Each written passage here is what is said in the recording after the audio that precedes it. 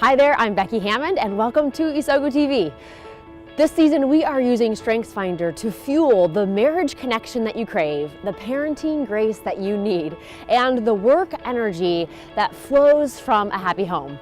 You have just popped in to join us for episode 47. We are in the middle of a series about balance. How do we get some sense of balance in the hecticness of our lives? And we're going to be talking about how to use our strengths to really get there. Throughout this series, I will be referencing a free PDF download. It's your balance checklist and tips. You can find that over at isogostrong.com/ITV balance. So be sure to grab that free download as well. For now, we are going to jump right into episode 47. In the first episode in this mini series about balance, we kind of ironically established that balance isn't really a thing. Instead, there's a rhythm that will be ideal for us, for our spouses, for our family, for our kids, for our work. And our goal as we seek this balance is that the most important things in our life fall into that rhythm, a strong, regular, repeated pattern of movement. Every part of our life is a moving part. So we're creating a movement that combines those moving parts that works for us based on our values and our strengths. So as we think about rhythm, one of the most important first steps we can take is imagining our ideal sense of what a balanced or rhythmic life might look like for us.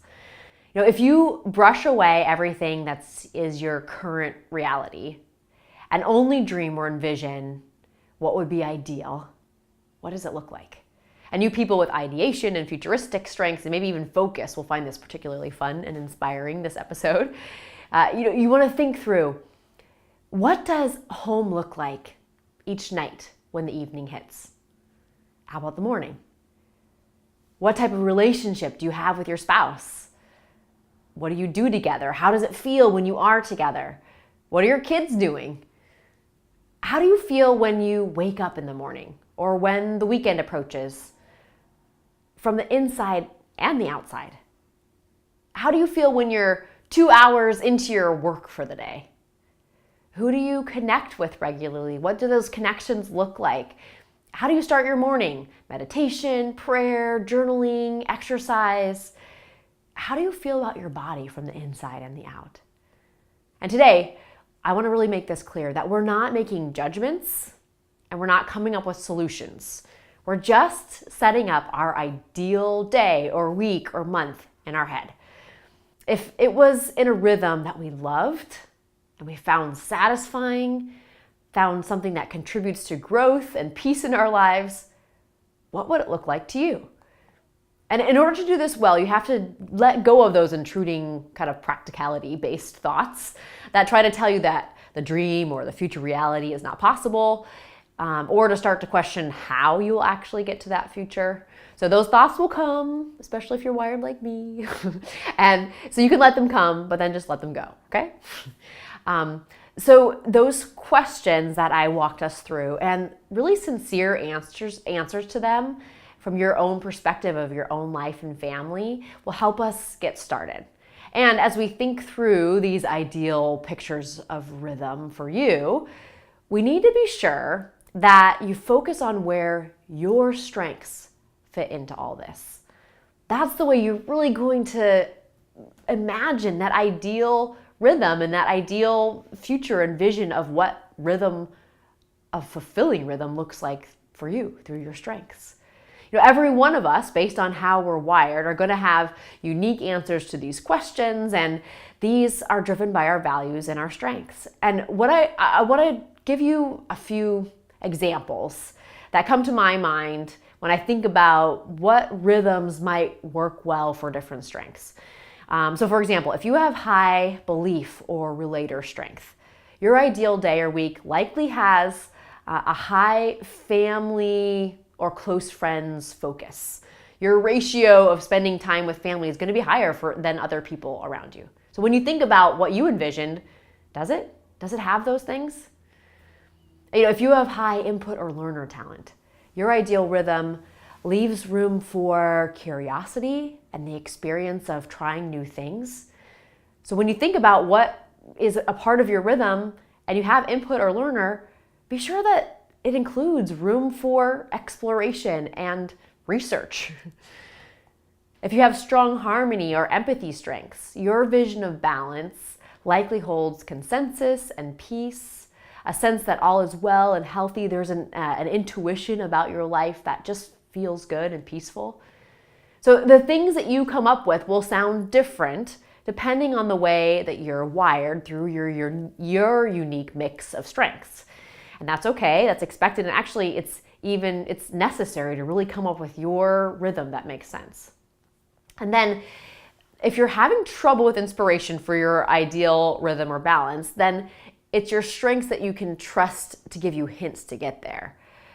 So the first part is you're matching up what you imagine and make sure that it jives with your strengths. And then as you're trying to figure out what does make more sense, it's your strengths that you can trust to give you the hints to get you to that ideal.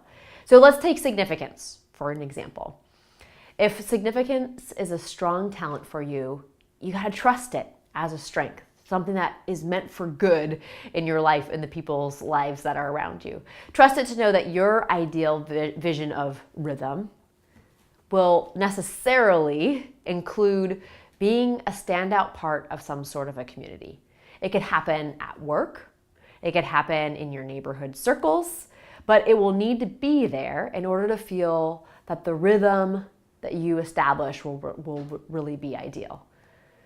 If you're married, you now have two sets of strengths to work with in order to create that clear, ideal rhythm and vision.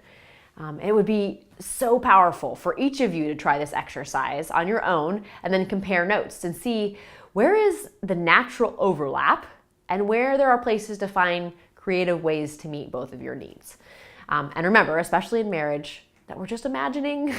We're not doing or casting out judgments on what is possible. We're just imagining what an ideal rhythm might look like for us. This visioning is a huge aspect of finding your balance and your ideal rhythm in your life. So this week, your coaching assignment, if you will, is to spend some time answering these questions that we walked through and putting a specific vision to what it would look like if you did rise above all the frenzy of life and lived your ideal rhythm. So as we close up today, there are two resources that I want to make sure that you get. One is a values sorting activity that I talked about way back in episode 34 in season 1 of Isogo TV here.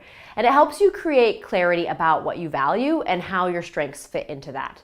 So I'm going to be sure that that's available up on the blog for this episode as well.